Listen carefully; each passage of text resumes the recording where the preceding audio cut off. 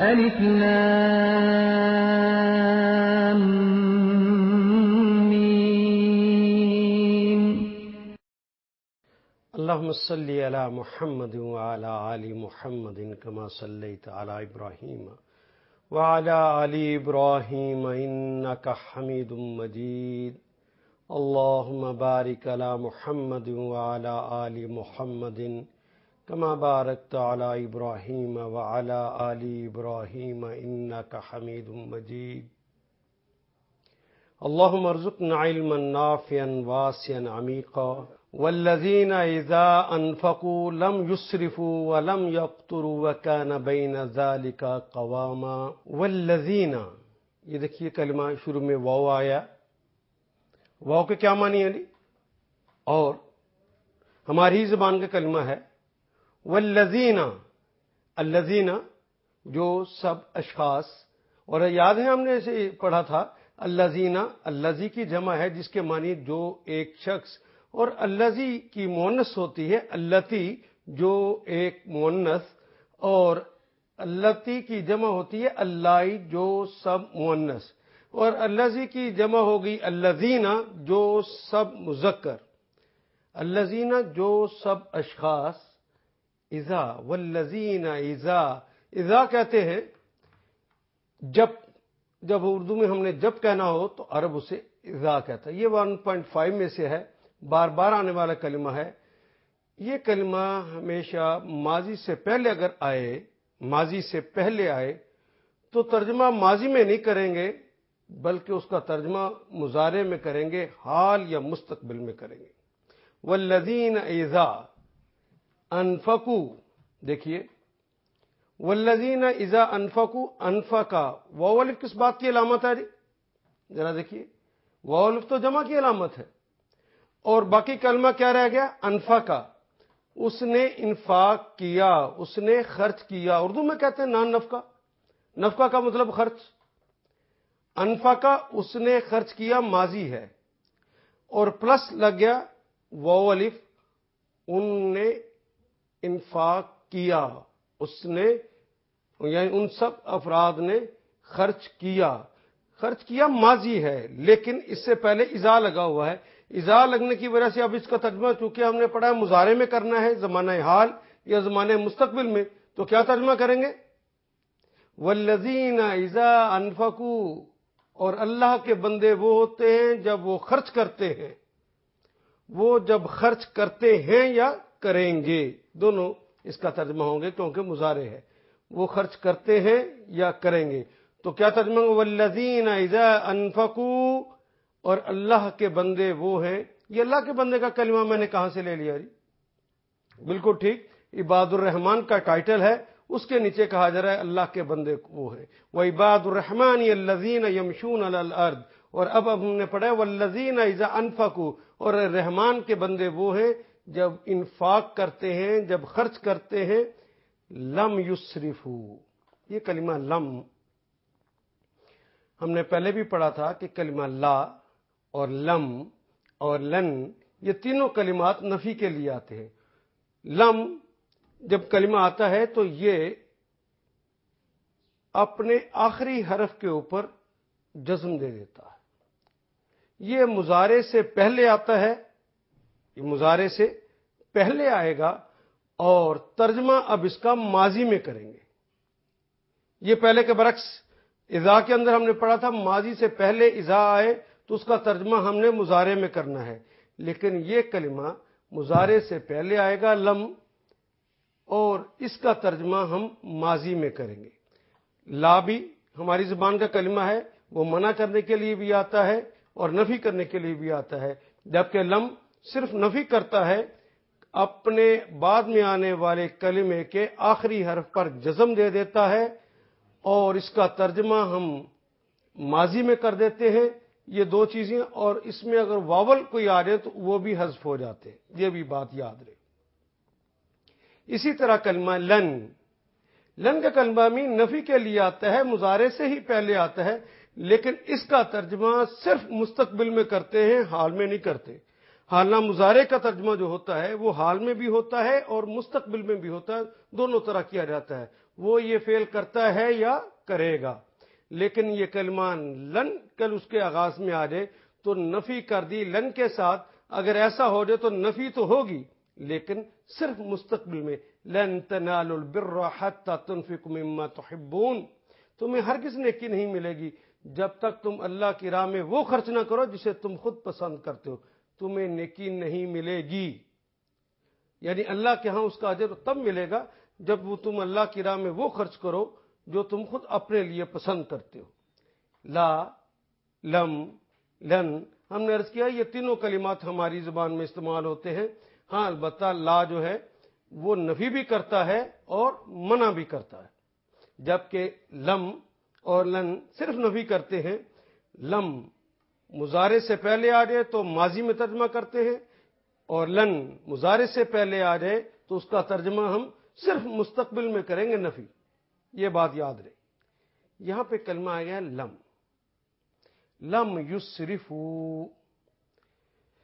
یسرفو دیکھیے بنا کیسے ہے، اس کا ذرا انالیسس کیجئے. ایک ایک کلمہ ساتھ دیکھیے. بورڈ پہ دیکھیں گے تو آپ دیکھیں گے شروع میں یا ہے، سرخ رنگ سے لکھا ہے، صرف ہے پلس واو الف ہے. واو الف تو پتہ ہے آپ کو کس بات کی علامت ہے جی؟ یہ تو جمع کی علامت ہے، 12 پڑھ چکے ہیں. واو الف، واو نون اور یا نون یہ تو جمع کی علامتیں ہیں، اور یا شروع میں آ گیا. یا، تا، الف اور نون یہ تو مضارع کی علامتیں ہوتی ہیں جس کا ترجمہ ہے یا ہوگا کریں گے. اور اس کے ساتھ یا آ جائے تو تھرڈ پرسن کی علامت، تا آ جائے تو سیکنڈ پرسن کی علامت، الف آ جائے تو فرسٹ پرسن کی علامت ہے لیکن سنگولر. یہ یاد رہے، ہم نے پہلے پڑھ لیا ہوا ہے.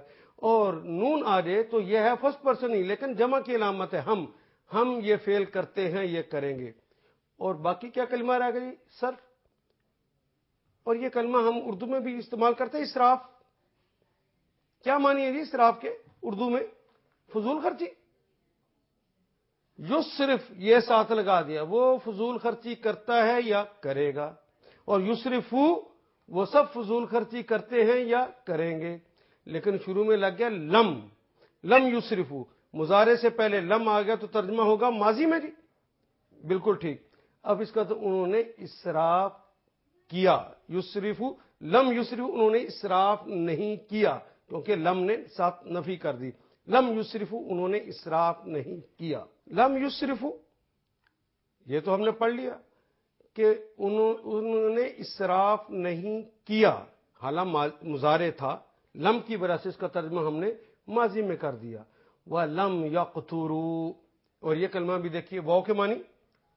اور لم پھر دوبارہ نفی کے لیے آ گیا اور مضارع سے پہلے آئے گا تو اس کا ترجمہ ہم ماضی میں کریں گے. یقترو کے شروع میں یا لگ گیا مضارع کی علامت، واو الف جمع کی علامت. یہ قاف تا را، قطرہ قطرہ کرنا، یہ جس طرح ہم توئے کے ساتھ لکھتے ہیں قطرہ کرنا. قطرہ قطرہ بخیل کٹھا کرتا ہے، یہ بخل کی علامت کے طور پر آتا ہے. یقتر وہ بخل کرتا ہے یا کرے گا، وہ کنجوسی کرتا ہے یا کرے گا.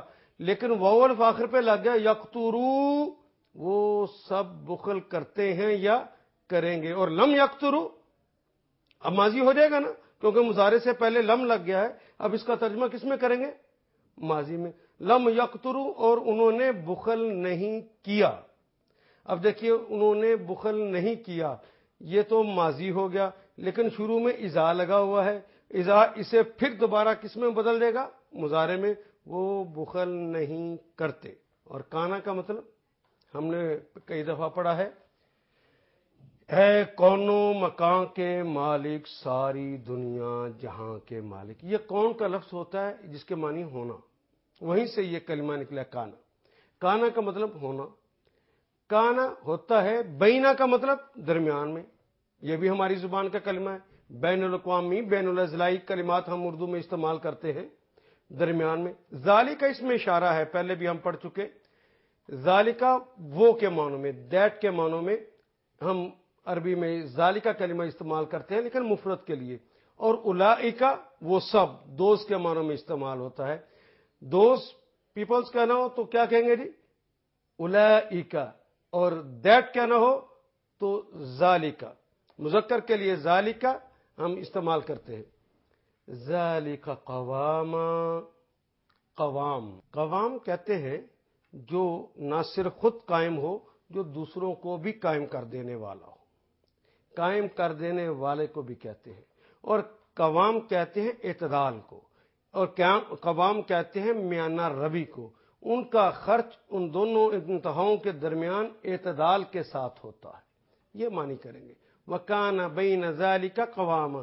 قوام کو سمجھنے کے لیے اگر آپ میری طرف دیکھیں تو یہ بات زیادہ واضح ہو جائے گی.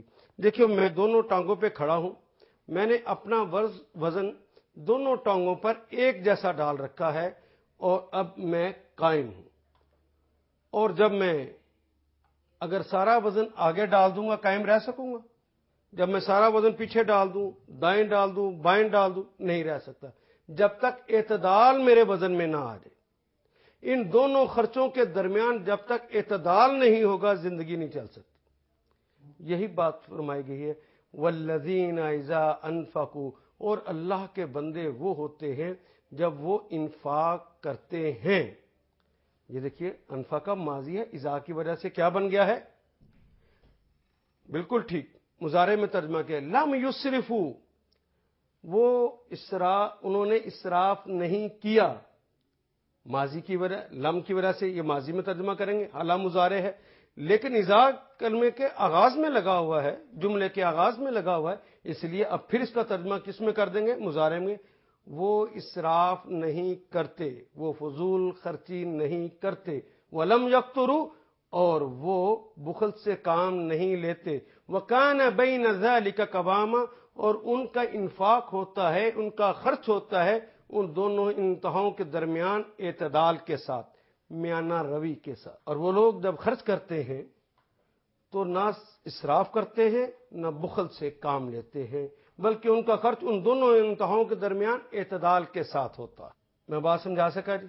اب دیکھیے واو کا کلمہ ہماری زبان میں استعمال ہوتا ہے, انفاق بھی, اسراف بھی, واو بھی, قطرہ بھی اردو میں استعمال کرتے ہیں, بینا بھی, اور کانا بھی, اور قوام بھی.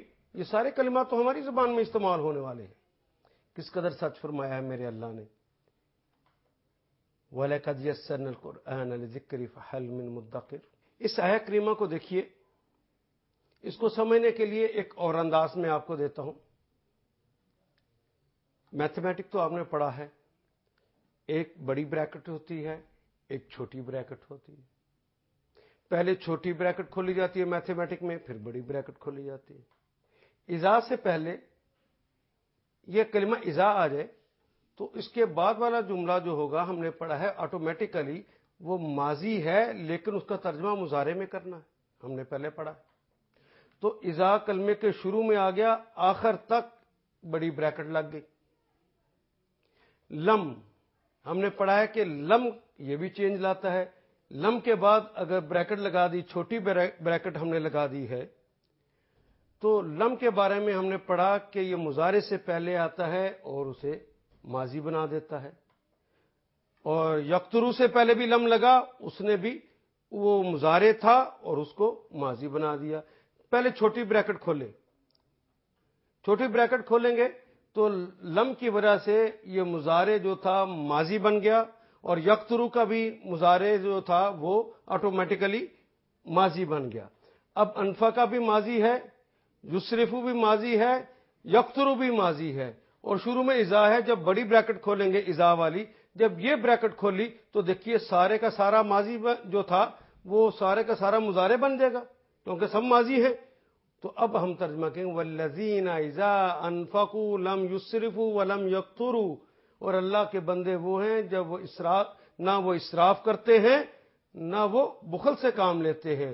ان کا انفاق ہوتا ہے بین ذالک, ان دونوں انتہاؤں کے درمیان, قوامہ قائم ہوتا ہے, وہ قائم کر دینے والا ہوتا ہے. ایسا خرچ کرتے ہیں, وہ فضول خرچی نہیں کرتے, وہ بخل سے کام نہیں لیتے. اعوذ باللہ السمیع العلیم من الشیطان الرجیم.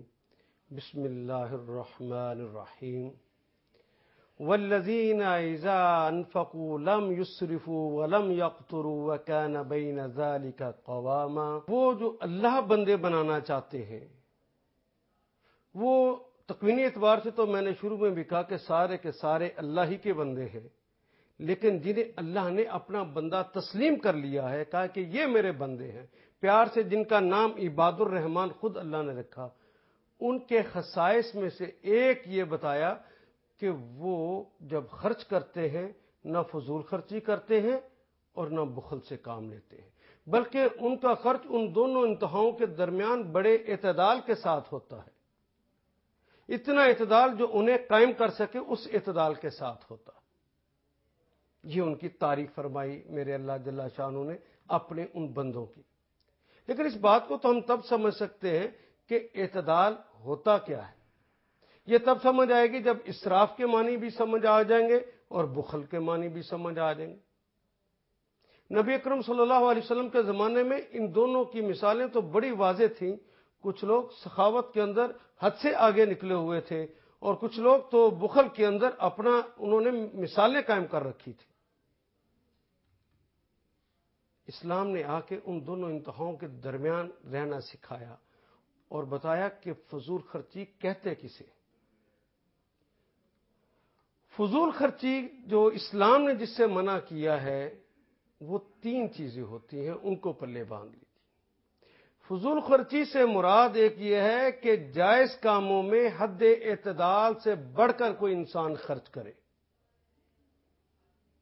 جائز کاموں میں، کام جائز ہے، اچھے ہیں، ان کے اوپر حد اعتدال سے بڑھ کر جب کوئی خرچ کرتا ہے تو کہتے ہیں اس نے فضول خرچی کی۔ مثال کے طور پر میرے پاس اللہ نے بے شک مجھے لاکھوں روپے دیے ہوں، کروڑوں دیے ہوں، لیکن جو میں کام کرنا چاہتا ہوں اس کام کے لیے مجھے ایف ایکس کافی ہے، میری یہ ضرورت کلٹس پورا کر سکتی ہے، لیکن میں کہوں کہ نہیں میرے پاس چونکہ پیسے بہت زیادہ ہیں لہذا میں ہیلی کاپٹر رکھوں گا، یہ فضول خرچی ہو جائے گی۔ اگر ایک کام میرا کلٹس سے چل سکتا ہے، ایک کام میرا چھوٹی کسی گاڑی سے چل سکتا ہے اور کسی ایسی جگہ پر جہاں پہ میں آسانی سے کسی اور سواری پر بھی جا سکتا ہوں تو وہاں پہ میں صرف بڑی سواری لے کر جاؤں کہ کیونکہ میرے پاس پیسے اللہ کے دیے ہوئے جائز مال میں سے بہت زیادہ ہے، یہ اسلام نے اس کو فضول خرچی قرار دیا۔ فضول خرچی حد اعتدال سے اب بڑھ گیا ہے۔ ضرورت تھی کہ اس جگہ پر آسانی کے ساتھ میں پہنچ جاؤں، تو ایف ایکس پہنچاتی ہے تو مجھے اس پہ چلے جانا ہے، مجھے کلٹس پہنچاتی ہے تو اس پہ چلے جانا ہے۔ دوسری بات یہ کہ انسان اللہ ہی کی راہ میں خرچ کرے، وہ نیک اور صحیح ہی کام کیوں نہ ہو، اس کام کرتے ہوئے اس کے دماغ میں یہ بات آ جائے کہ یہ کام میں کروں گا تو لوگوں کے اندر میری شہرت ہو جائے گی، لوگ کہیں گے کہ بہت امیر ہے، روب دبدبہ ڈالنے کے لیے وہ پجیرو لے لیتا ہے۔ وہ اس کام کے لیے اگر زیادہ خرچ کر رہا ہے تو اس نے اسراف کر دیا ہے، یہ پیسے جو زائد لگائے ہیں فضول خرچی کی ہے۔ پہلے میں نے جو عرض کیا ہے وہ یہ کہ وہ حد سے زیادہ بڑھ گیا ہے، اپنی ضرورت سے آگے نکل گیا ہے، یہ جو اس نے کیا ہے اب یہ فضول کام ہو گیا۔ اب میں ایک اور بات کہنے لگا کہ ناجائز کاموں میں اس کے پاس بے شمار پیسہ ہو، جائز کاموں کے اندر اس نے خرچ کیا، لیکن اب میں عرض کرنے لگا ہوں کہ کوئی آدمی ناجائز کاموں کے لیے وہ ایک پیسہ بھی خرچ کر دے، پیسے بے شمار ہیں اس کے پاس، ناجائز کاموں کے لیے وہ ایک پیسہ بھی خرچ کر دے تو اسلام کے نزدیک یہ فضول خرچی ہوگی۔ گویا میں نے 3 باتیں کہی ہیں۔ پہلی بات تو یہ کہ جائز کاموں میں حد اعتدال سے بڑھ جائے، ہیں کام جائز ہی لیکن وہ حد اعتدال سے بڑھ جائے۔ آج کھانا پکانا ہے، گھر کے 10 افراد ہیں تو 100 کا پکا لیا، باقی ضائع کر دیے، اور کوئی دماغ میں چیز نہیں ہے۔ دوسرا یہ ہے کہ لوگوں کے لیے کیا جائے، ریاکاری کے لیے کیا جائے، ہے وہ کام جائز ہی، مسجد بنا دی، گھر میں بچے بھوکے مر رہے ہیں، تم نے مسجدیں بنانی شروع کر دی، بچوں کا کھانا کون دے گا؟ مسجد بنانا بہت نیکی کا کام، لیکن جو اللہ نے کہا تھا کہ تیری یہ اور یہ اور یہ ذمہ داریاں ہیں، ان ذمہ داریوں کو چھوڑ کر تو نے دوسری جگہ لگانے شروع کی ہیں، اب یہ فضول ہو گیا، چاہے وہ نیکی کے کام ہو۔ اور برے کاموں میں چاہے ایک ہی پیسہ کیوں نہ لگایا گیا ہو وہ فضول خرچی۔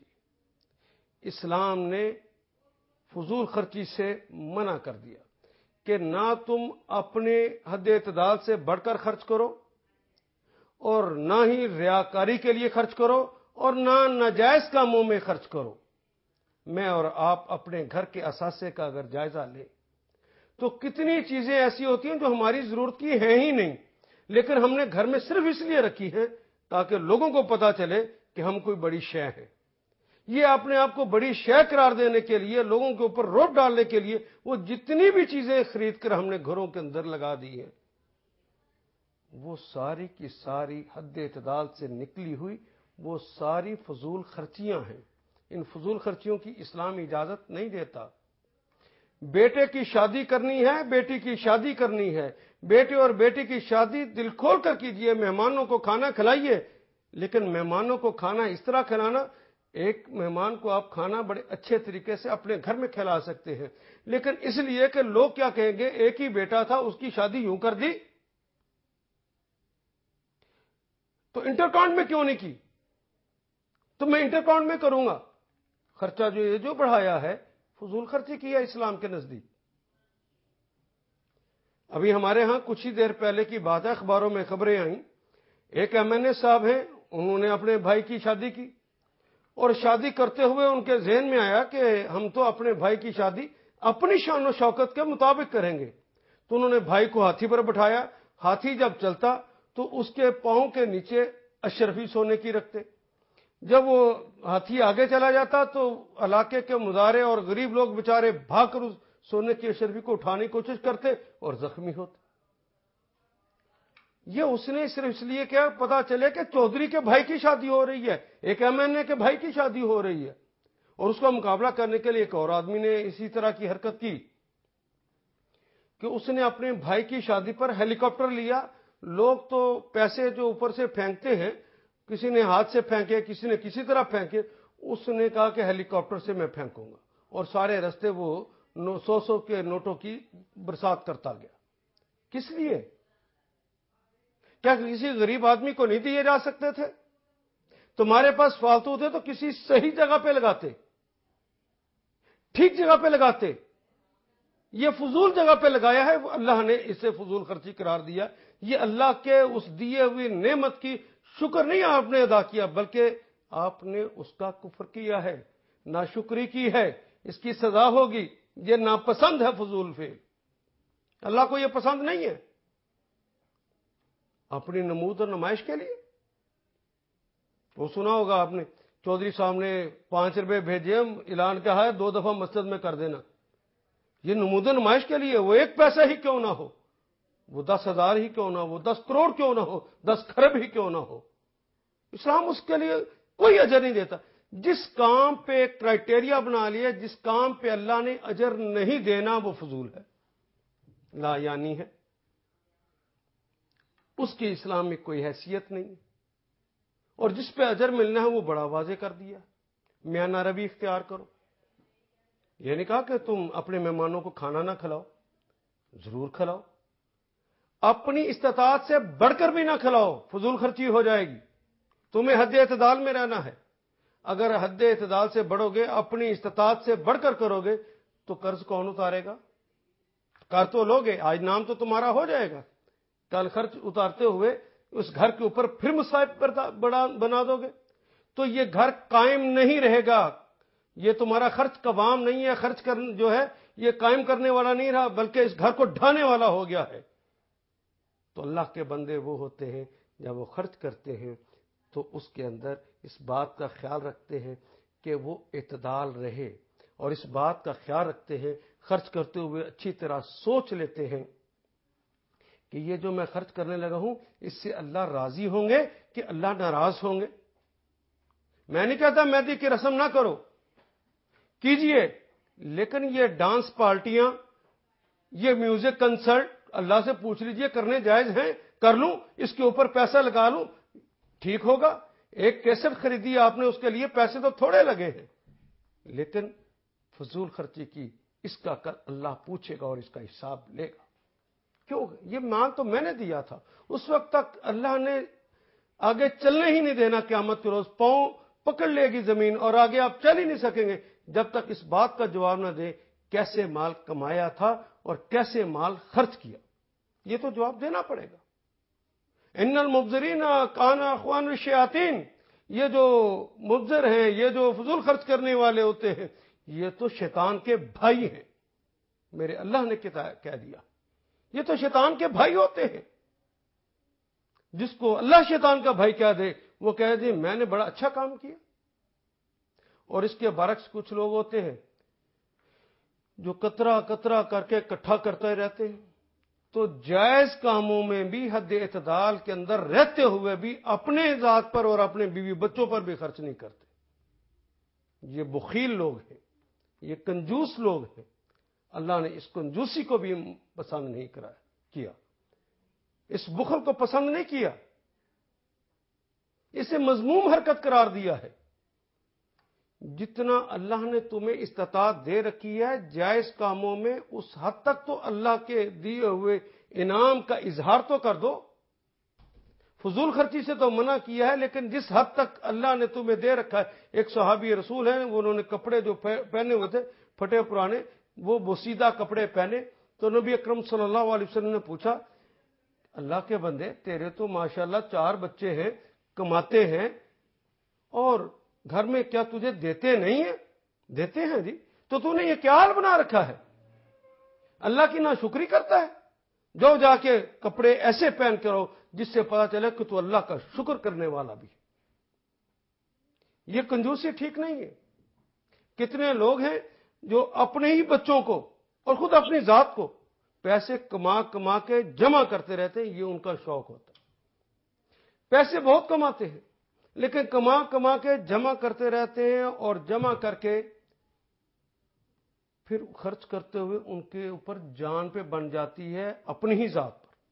اپنی ہی ذات پہ نہیں خرچ کر سکتے، اپنی بیوی پہ نہیں خرچ کر سکتے، اپنے بیٹے اور بیٹی پہ نہیں خرچ کر سکتے. کہتے ہیں نہیں. وہ کسی نے ایک صاحب کو دیکھا کہ وہ اپنے بچے کو مار رہا تھا.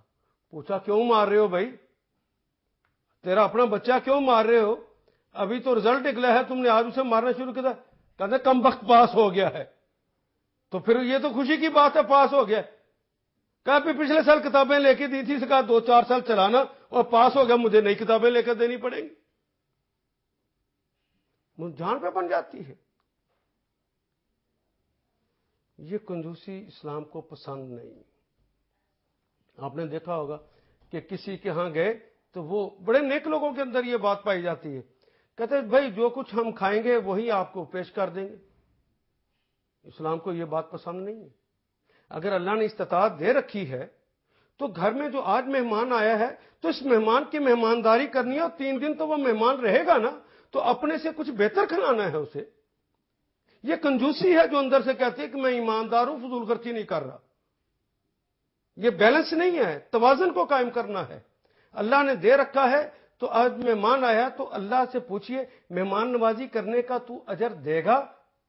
تو اللہ کہتے ہیں کہ مجھے خوشی ہوتی ہے جب کوئی آدمی مہمان نوازی کرتا ہے. محمد رسول اللہ نے اس کی ترغیب دی ہے تو پھر یہ فضول خرچی نہ ہوئی تو پھر تو یہ کام کرنا ہوگا. لیکن یہ کرتے ہوئے مہمان آ جائے. پہلے ہمارے ہاں آپ کو پتہ ہے کہ ایک زمانہ تھا کسی کے ہاں مہمان آتا تو خوشی ہوتی، اگر نہ آتا تو اس سے دکھ کا اظہار کیا جاتا، گلے شکوے کیے جاتے. کتنی دیر ہو گئی خالہ آپ ہمارے گھر نہیں آئیں، چچی آپ ہمارے گھر نہیں آئیں، ماموں کتنے دن ہو گئے آپ تو ہمارے یہاں تشریف ہی نہیں لائے، ہم آپ کی کوئی خدمت بھی نہ کر سکے. اور اب کوئی آ جائے تو کہتے ہیں لو پھر آ گیا خرچہ. آئی خالہ ہے، آیا ماموں ہے، کہتے پھر خرچہ آ گیا. کنجوسی اللہ کو یہ قطعاً پسند ہے. بخل کی دوسری علامت یہ ہے کہ یہ اللہ کی راہ میں نیک کاموں پہ لگاتے ہوئے اس کی جان پر بن جاتی. یہ لگا نہیں سکتا، لگاتے ہوئے اس پر بجلی گر جاتی. ایک تو میں نے کہا نا کہ جائز کاموں میں اپنی ہی ذات پر اور اپنے بیوی بچوں پہ نہیں لگاتا. دوسری بات میں یہ عرض کر رہا ہوں کہ پیسے ہونے کے باوجود اللہ ہی کا دیا ہوا مال ہے، اس کا اپنا نہیں ہے۔ وَمِمَّا رَزَقْنَاهُمْ يُنْفِقُونَ، اس میں سے خرچ کرتے ہیں جو ہم ہی نے انہیں عطا کیا ہے، وہ تو اللہ ہی کا مال ہے۔ اللہ ہی کہتا ہے کہ مجھے دے دو، تو اللہ کی راہ میں مال لگاتے ہوئے ان کے اوپر جان پہ بن جاتے۔ کشمیر میں جہاد ہو رہا تھا اس زمانے میں، ایک صاحب کو میں نے کہا کہ بھی کشمیر کے اندر اللہ کے دین کے غلبے کے لیے کچھ مال لگاؤ۔ برانز روڈ کا امیر آدمی، اچھا کھاتا پیتا انسان، میری اس سے ملاقات ایک قصاب کی دکان پہ ہوئی، میں بھی گوشت لینے گیا، وہ بھی گوشت لے رہا تھا، یہ ران بھی اتار دو، یہ ران بھی اتار دو، اتنے پائے دے دو، اس طرح لے رہا تھا۔ تو مجھے خیال آیا کہ بھوکے بچارے جو بیٹھے ہوئے ان کے لیے بھی کچھ ہونا چاہیے۔ تو میں نے ان سے عرض کی کہ بھائی اللہ کی راہ میں آپ اس حوالے سے کچھ مال کر۔ او بٹ جی میرے پاس تو اتنی دیر ہو گئی ہے کہ کوئی گاہک ہی نہیں دیکھا میں نے دکان پہ، میں تو خود بھوکا مر گیا۔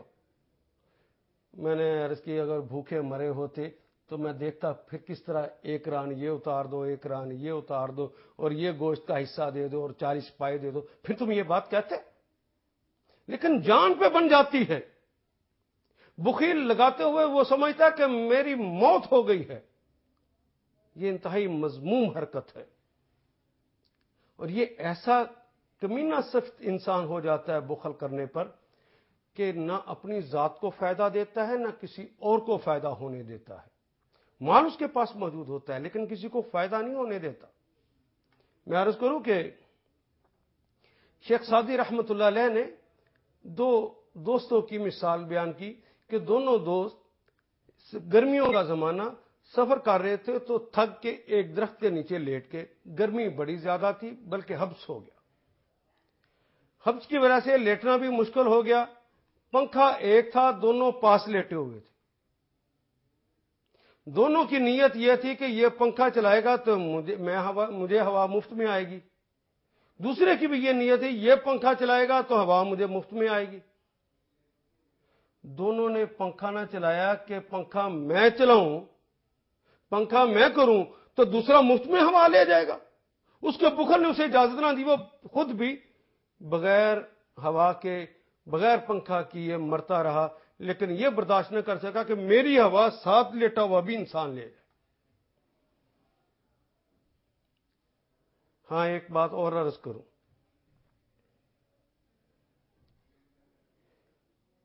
بخیل انسان کی ایک نشانی یہ ہوتی ہے کہ بڑا ہی فضول خرچ ہوتا ہے۔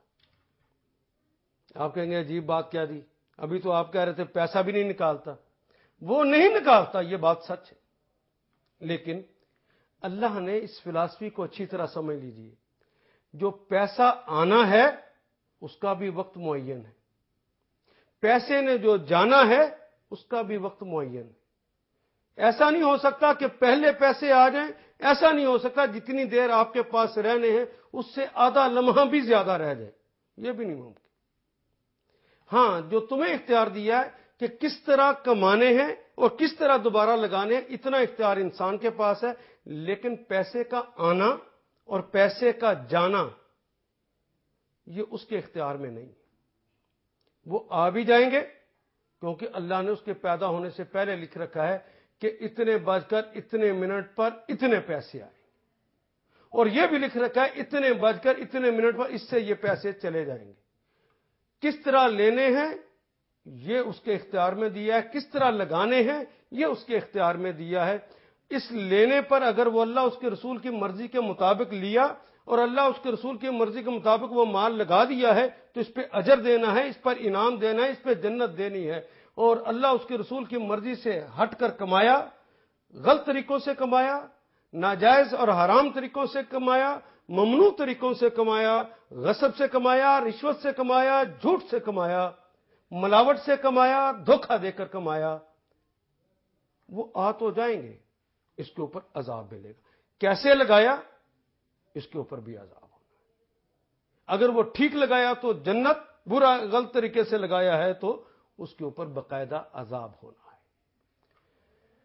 آپ نے دیکھا ہوگا کہ یہ شخص جس نے ٹکا ٹکا کر کے کمایا ہے، پیسہ پیسہ کر کے اکٹھا کرتا رہا ہے، وہ سانپ بن کے اس کے اوپر بیٹھا رہا ہے، اپنے ہی بیٹے اور اپنی ہی بیٹی کو اور اپنے ہی بیوی کو اور اپنی ہی ذات کو اس سے فائدہ اس نے نہیں ہونے دیا۔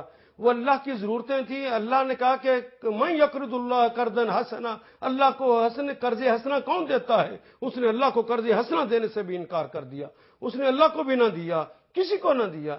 لیکن اس کے بیٹے کی شادی ہوتی ہے تو برادری میں اپنی ناک رکھنے کے لیے کس طرح مال لگاتا ہے؟ کبھی غور کیا جی؟ بے شماری مال لگا دیتا ہے کہ پتہ چلے آج شیخ صاحب کے بیٹے کی شادی ہے، آج چودھری صاحب کے بیٹے کی شادی ہے، تو چودھری کی شان کے مطابق ہونی چاہیے نا۔ اب وہ بے شمار پیسہ ناک بچانے کے لیے، برادری میں ناک اونچا کرنے کے لیے وہ پیسہ صرف کرتا ہے، اور اسی کو تو میں بتا چکا ہوں، یہ فضول خرچی ہے۔ اور مومن فضول خرچ نہیں ہوتا، اور یہ کنجوس فضول خرچ بھی ہوتا ہے۔ ہاں، اللہ کی راہ میں لگاتے اس کے اوپر جان پہ بن جاتی، یہ وہاں نہیں لگا سکتا۔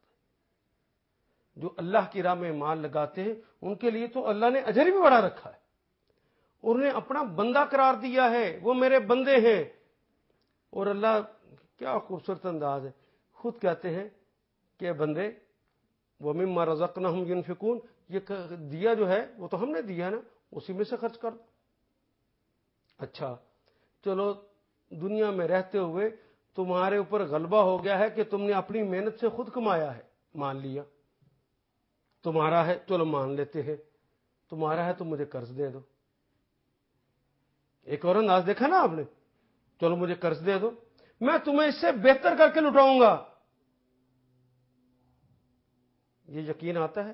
یہ جو بخیل ہوتا ہے، یہ جو فضول خرچ ہوتا ہے، اس کو اللہ کی بات کا یقین نہیں ہوتا کہ اللہ زیادہ لٹا دے گا، یقین ہی نہیں ہوتا۔ وہ کہیں جگہ ڈھونڈتا ہے کہ پیسے بچا بچا کے رکھے ہیں، کہیں میں سود پہ لگاؤں تاکہ پیسے زیادہ آ جائیں، کیونکہ ایگریمنٹ میں لکھا ہوگا کہ اتنے پیسے تجھے زیادہ آئیں گے، یہ وہاں پہ لگاتا۔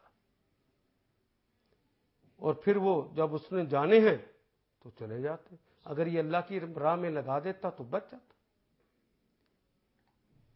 وہ مال اللہ کی راہ میں لگانے کے اوپر اجر، دیکھیے اللہ کہتے 1 روپیہ لگاؤ گے تو کتنے دوں گا؟ کم از کم دنیا میں 10 گنا۔ یقین ہے؟ جو فضول خرچ ہوگا، جو بخیل ہوگا، اس کو یقین نہیں ہو سکتا۔ لیکن یہ بات تو محمد رسول اللہ نے بتائی ہے، یہ بات تو اللہ کا وعدہ ہے، کم از کم کتنا دوں گا؟ 10، اور وہ اس دنیا میں ہی دے دوں گا۔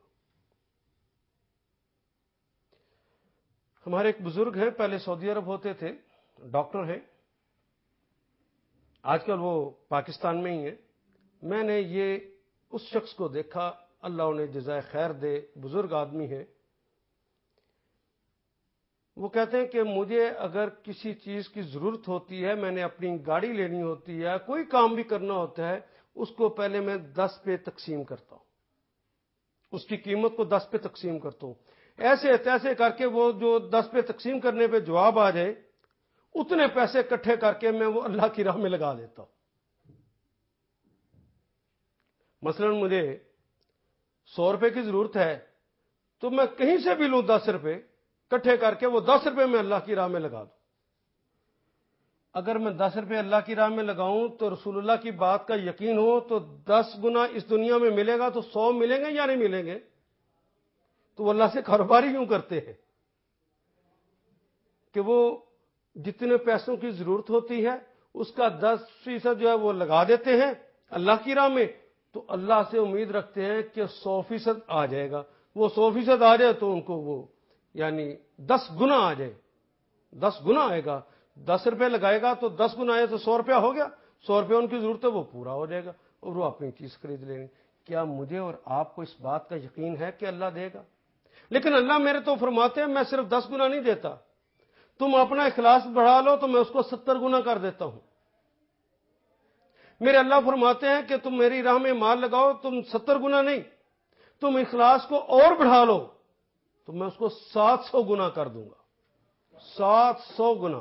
وہ اپنی مثال تو قرآن حکیم کی پڑھی ہوگی کہ اللہ ایک کہتے ہیں وہ سنبلات والی مثال جو دی تھی کہ ایک دانہ زمین میں بویا اور اس سے 10 سٹے اگے، اور ہر سٹے کے اندر 70 دانے لگ گئے. کتنے ہو گئے؟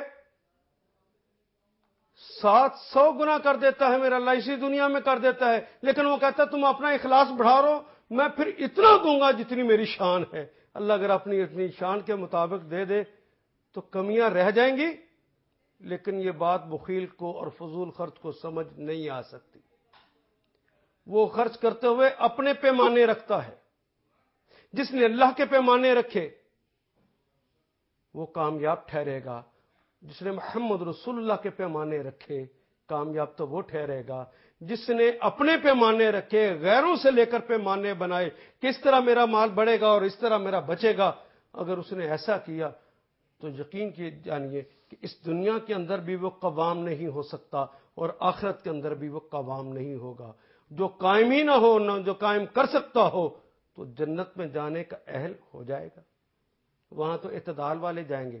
امت محمد تو ہے ہی امت معتدل، امت وسط ہے. وہ تو جنت میں تو امت محمد جائے گی صلی اللہ علیہ وسلم.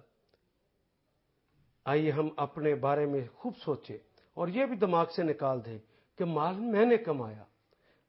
وہ آپ نے دیکھا نہیں، بھوری بازار ہو، وہ انارکلی اور شادمان ہو، رالیں ٹپک رہی ہیں، بات کرنے کا سلیقہ نہیں، کروڑوں خربوں میں کھیلتا ہے، ذہین فطین ہے، دانشور ہے، رات کی روٹی کو ترستا، بچے بیمار ہو جائے تو پریشان ہے. یہ مال نہ تم کما سکتے ہو، نہ تمہاری صلاحیتیں کما سکتی ہے. تمہیں صلاحیتیں کھپانے کا صرف حکم دیا گیا ہے. کتنا ملے گا تمہیں یہ تمہارے بس کا روگ نہیں ہے. وہ کبھی دے کر آزماتا ہے، کبھی چھین کر آزماتا ہے. یہ اسی کی شان ہے، اسی کا دیا ہوا مال ہے. وہ بتا دیتا ہے کہ تم پڑھ کر مر جاؤ، کمرہ امتحان میں پہنچو گے، کامیابی تمہیں کہاں سے ملے گی؟ حادثہ ہو گیا، تم کہیں قبر میں نہ پڑے ہو. نہیں، کامیابی اور کامرانی، یہ مال کی فراوانی، یہ اللہ کی طرف سے آزمائش ہوتی. جس کو بہت مل گیا ہے وہ اترائے نا کہ میری بڑی صلاحیتیں ہیں میں نے کما لیا. نہیں، اور میرے اوپر اللہ کے بڑے انعامات ہیں مت سمجھے. اور جس کو نہیں ملا وہ مت سمجھے کہ اس کے اندر کی صلاحیتیں نہیں ہیں. صلاحیتیں اس کی ہیں، لیکن اللہ نے ابھی نہ دینے کا فیصلہ کیا. جس کو زیادہ دے دیا ہے اس کی بھی آزمائش میں ڈال دیا ہے، جس کو کم دیا ہے اس کو بھی آزمائش میں ڈالا ہے. اس میں تمہارا کوئی عمل دخل نہیں. ہاں، کامیاب وہ ٹھہرے گا جس کو دیا ہے وہ اللہ کی راہ میں اور اللہ ہی کے کہنے پر، جس طرح محمد رسول اللہ نے ہمیں سکھایا ان کے مطابق خرچ کر دے گا. اور اس خرچے کو تو اعتدال کہتے ہیں.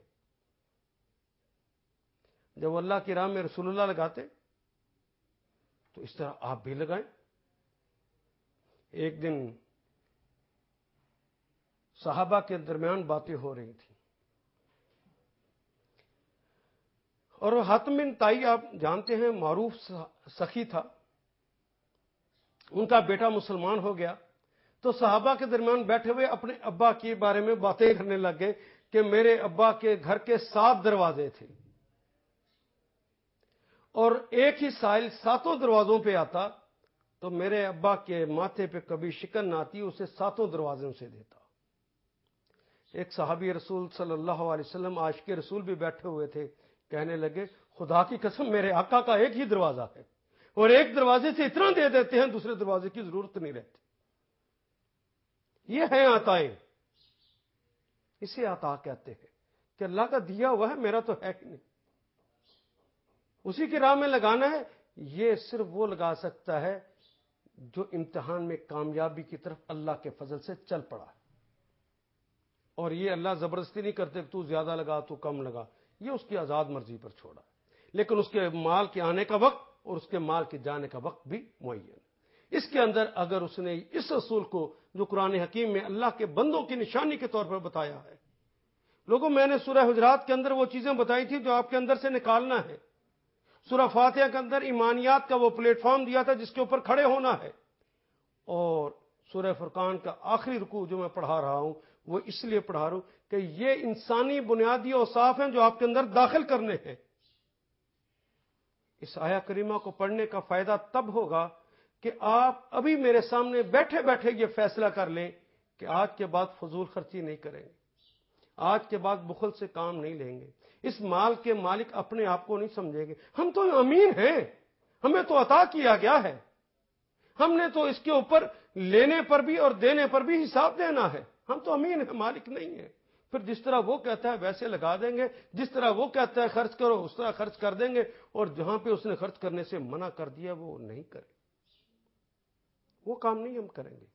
اگر ہم نے یہ فیصلہ کر لیا تو میرا یہاں گفتگو کرنا اور آپ کا یہاں بیٹھ کر سننا یہ سب مبارک ہو جائے گا، اللہ کے ہاں اجر کا باعث بن جائے گا، اللہ مجھ سے اور آپ سے راضی ہو جائے گا، ہماری اقتصاد ٹھیک ہو جائے گی۔ میں نے اقتصاد کا لفظ استعمال کیا ہے لوگوں، اللہ کہتے ہیں کہ جس کو اللہ فقہ دیتے ہیں، سمجھ بوجھ دیتے ہیں، اس کی معیشت کے اندر اعتدال پیدا کر دیتے ہیں، میانہ روی اس کی آ جاتی ہے، اور رسول اللہ کی بات ذہن میں رکھا کرے، ما اعلی من اقتصد، جس نے بجٹنگ کر لی، جس نے میانہ روی اختیار کر لی وہ کبھی محتاج نہ ہوگا۔ میرے رسول اللہ کا کہنا غلط ہو سکتا ہے؟ تو میانہ روی کو اختیار کر لیجئے، اللہ میرا اور آپ کا حامی و ناصر ہو، اللہ میرا اور آپ کا حامی و ناصر ہو۔ وآخر دعوانا الحمدللہ رب العالمین۔